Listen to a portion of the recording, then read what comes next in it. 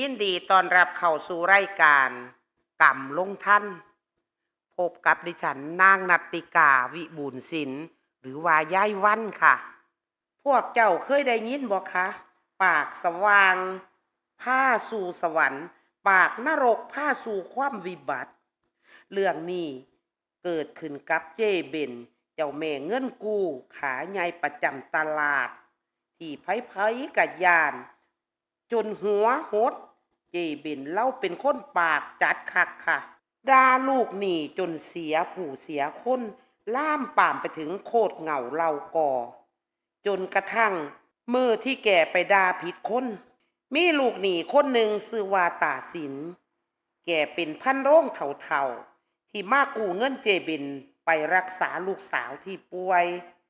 ตาสินแก่พิษนัดทรงดอกแค่3 มือ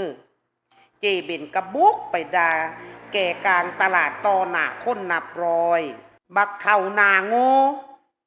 มึงเอาเงินกูไปเลี้ยงหมาหรือว่าเลี้ยงลูกมึงวะถ้าไม่มีปัญญาจ่ายกลับไป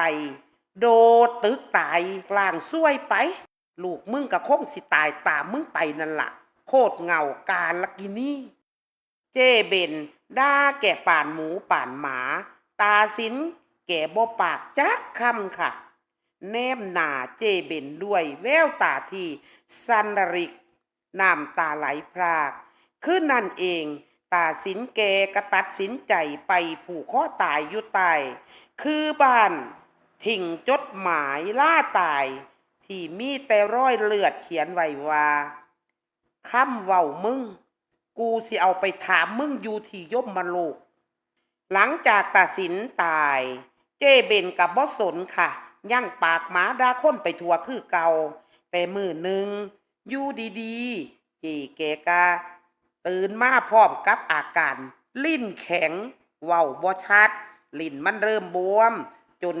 คับปากหมอตรวจเบิ่งบ่เห็นมีหยังผิดปกติแต่สิ่งที่สยองก็คือ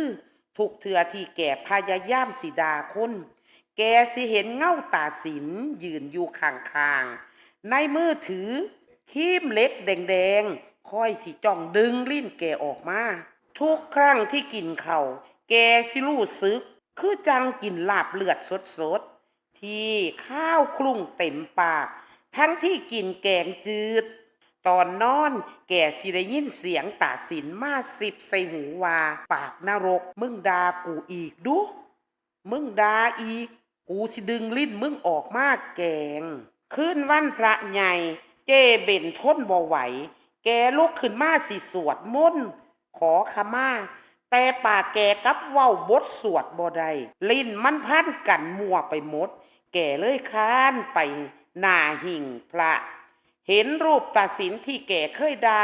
ตั้งอยู่กลางโต๊ะหมู่บูชาทั้งที่บ้านแกบ่เคยมีรูปนี้ท่านใดนั้นเงาตาสินกับปากดขึ้นร่างกายเขียวคร่ำข้อที่โดนเชือกรัดจนปริ้น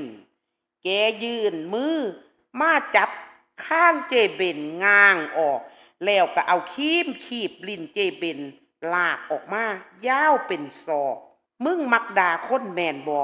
บัดนี้กูสิให้มึงเว้าบ่ได้ไปตลอดกาลเจเบนห้องสุดเสียงแต่บ่มีเสียงออกมา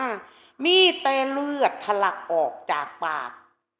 ป่านทอปั๊บป่าแตกเช้ามือต่อมาลูกน้องมาเจอเจเบนนอนสักแงกอยู่หน้าหิ่งพระลิ้นของแกโดนกัดจนขาดแหวงด้วยฟันของเจ้าของเองเจเบนกลายเป็นคนใบ้ที่ทำหน้าตาหวาดกลัวตลอดเวลาพ่อเห็นไผอ้าปากสิเว้าแกสิตัวสั่นงั้นงกป่านเห็นผีเงินกู้ที่เคยหาเงินกู้ที่เคยตามทวงมากะบ่มีปัญญาเว้าทวงอีกต่อไปนี่ล่ะค่ะกรรมจากการใช้ปากทำลายใจคนมันย้อนกลับมาทำลายโตเจ้าของแบบเจ็บแสบคักค่ะสำหรับวันนี้ก่อนสิเว้าดาไผ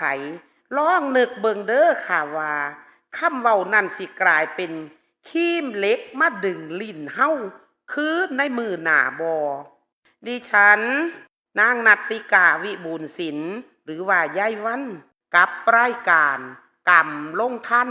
ต้องลาไปก่อน โอกาสหน้าค่อยเจอกันใหม่ สวัสดีค่ะ